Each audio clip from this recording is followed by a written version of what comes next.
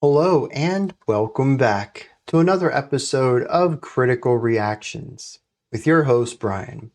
We're going to wrap up this week's theme of hidden gems, blinked out for a moment, where we look at bands that hopefully you may not have heard of before. Now, this is definitely going to be the one that I think most of you haven't heard. They only have 17 monthly listeners on Spotify. This is certainly a hidden band. We'll find out if they're a gem in a moment. I'm going to assume they are. Somebody loved them enough to request them. But I do think it's interesting. This may be the smallest band we've ever covered on this channel, at least as far as Spotify metrics go. The song is called To Cushion and Drown, and it comes off of their 2024 album, Sea Kelp. Let's dive in and see what Oahk is bringing to the table today.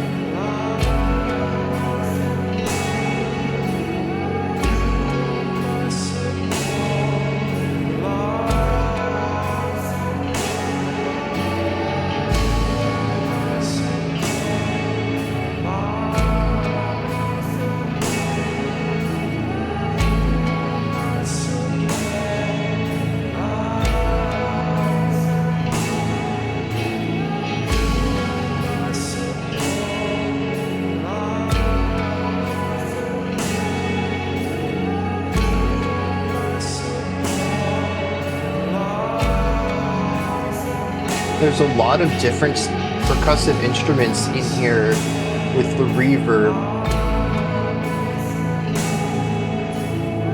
It's interesting that the reverb is what's giving us our beat too. 1, 2, 3, 4, 1, 2.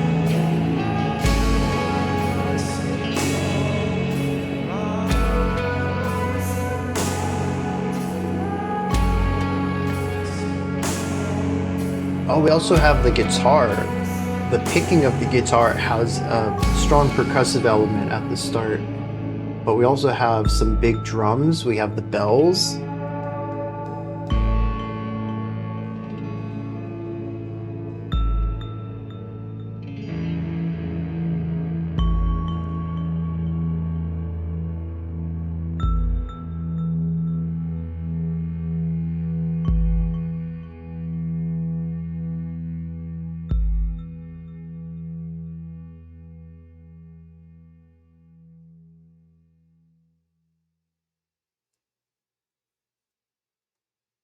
All right. Yeah, solid little like post-rocky kind of thing going on here, heavily focusing on atmosphere over all else. I think it does a great job at creating something that feels like isolation for the first half of the track, as we just have pretty much the guitar and the vocals. The vocals are giving us the majority of the harmonic information simply by changing pitches. The guitar is pretty static, just kind of giving us that one hit every 4 beats. The vocals, though, they don't really describe a chordal movement as strongly as I would like.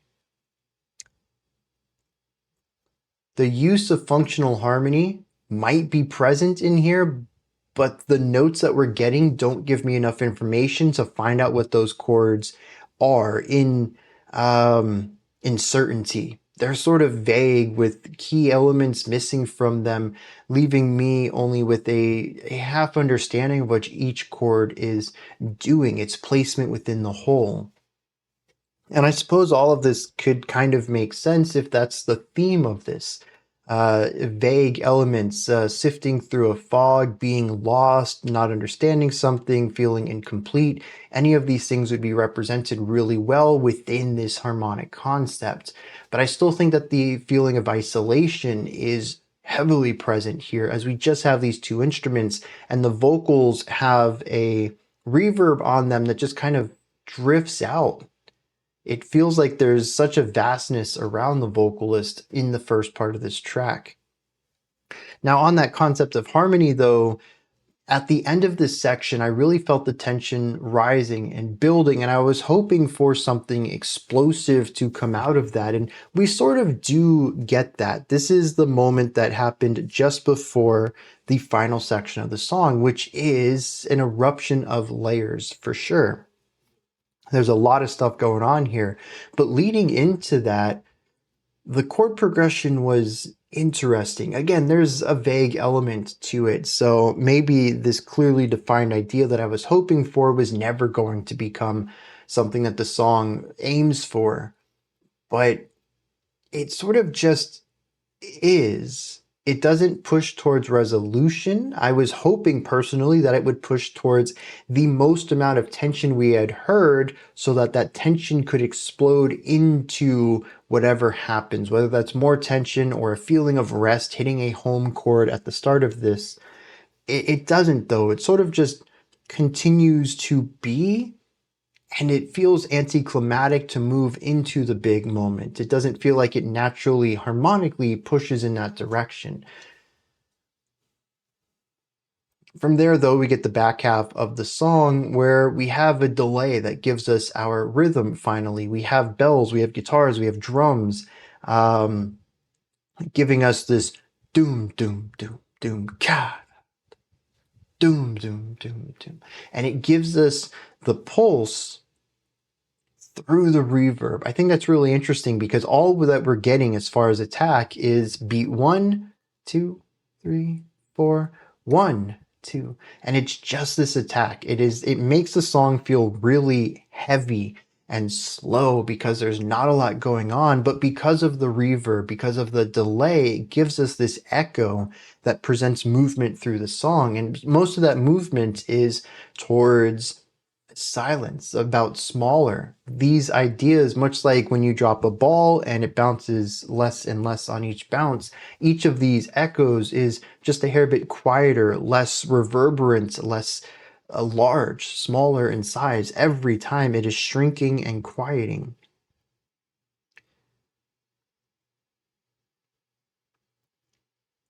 This is interesting because it takes the idea of isolation and further goes in that direction through noise. I don't really feel like the vocals are any less isolated here.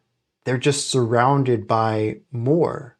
Maybe it's surrounded by people, maybe it's surrounded by things or nature. They are in a place that isn't a void, but they are still so alone. There's barely anything happening here, despite it sounding like this is an incredibly dense soundscape. But there's also a second vocal that comes in here.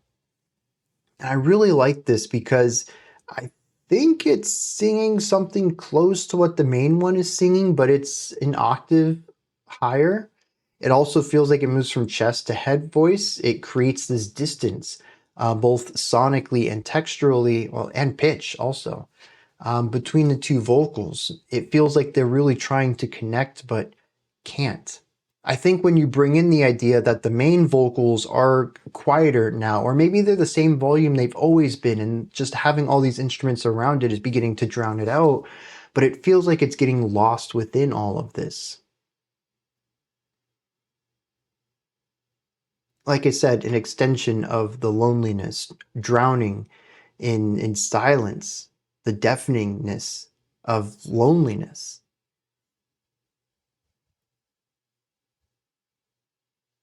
There is one last instrument that it's persistent through both of these that I want to touch on, and I don't know what it is.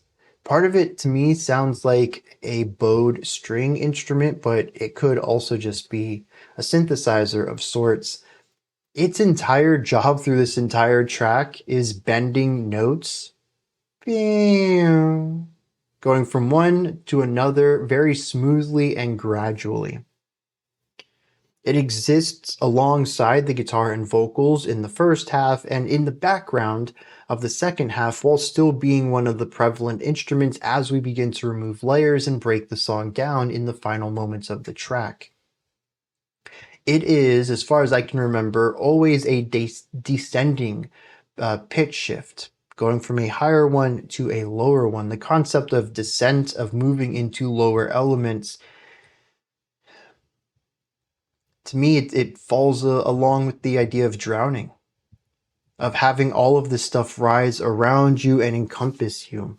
At first, it was drowning in darkness, of isolation. There's just nothing else going on. But now there's too much going on, and you can't seem to get on top of it all. That feeling of descent is mimicked in this instrument. And I think it's the only instrument that has a consistent downward pitch movement for every moment that it's present. And so I think it does a great job at focusing the directionality of this track and ensuring that it's always felt, even if the rest of the song doesn't always indicate it. Very cool ideas all around. There's probably something to be said thematically about the dismantling of the song at the end, slowly removing parts. Maybe even something about having the last instrument be the bells alongside the really big bass drum. But having this bright tone be one of the last things that we hear in the song. But I don't know that I have anything to read into that yet. Maybe the lyrics will help kind of point a direction on some of the thematic things here. So let me dive into those. Well, I don't have a strong grasp on this. It's a little vague and very figurative, but let's dive into a little bit of it. It says, when darkness shows, I'll pull you back to the light. When your hands get cold, I'll warm them up in the night. A storm grows close, waves reaching up to the sky, a house alone guarded by live intertwined. So the first part of this is about being someone who helps someone else. It says, when it's dark, I'll bring the light. When you're cold, I'll warm you up. But then it mentions a storm and waves reaching up to the sky. And then it says, you were the tidal wave that I saw in the clouds, and as above, from below, the sky came crashing down. Oh! The final part, the two vocalists with the distance between them, are repeating, you were my support in life. I wonder if this is about the end of a relationship, that these two people were a rock, a support system for each other, and they were actually the ones who ended up destroying each other's lives. Figuratively, through this sense of a storm and waves crashing down and destroying this house that is alone, where they once originally warmed each other at night in the cold, now they destroy each other's homes. That would also indicate the isolation in the first part of the song, where maybe there was something else that would have filled that space at one time, but that person's no longer here. There's also this past tense element here. You were my support in life, not anymore. So yeah, actually that all comes together. So maybe there isn't anything to be read about the bells at the end of the track, given that this song, at least from my perspective, appears to be one of negativity, about a reflection on the way things were, and not the way that they are now. But these are just my thoughts on Oahk's To Cushion and Drown. What did you think? Did you enjoy the track? Is there anything that stood out to you in it? Anything that you'd like to correct me on if I misspoke about something, or maybe you just have your own interpretation of things? Please put all of that and any other thoughts you might have into the comment section below the video. I'm also curious how many of you are going to explore more from this group.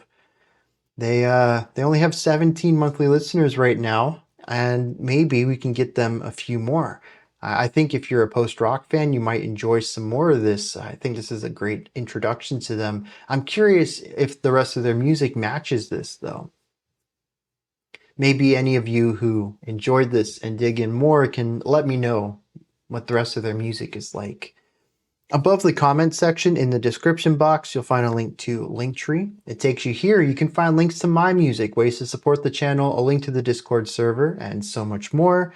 Above that, if you could, like, subscribe, and ring the bell. I greatly appreciate all three of those. All right, that wraps it up for today. I'll be back tomorrow, though, 5 p.m. Eastern Standard Time, 9 p.m. UTC as usual. Until next time, remember to be critical, not cynical, of the music you listen to, and have a fantastic morning, afternoon, or evening, whenever you choose to watch my videos.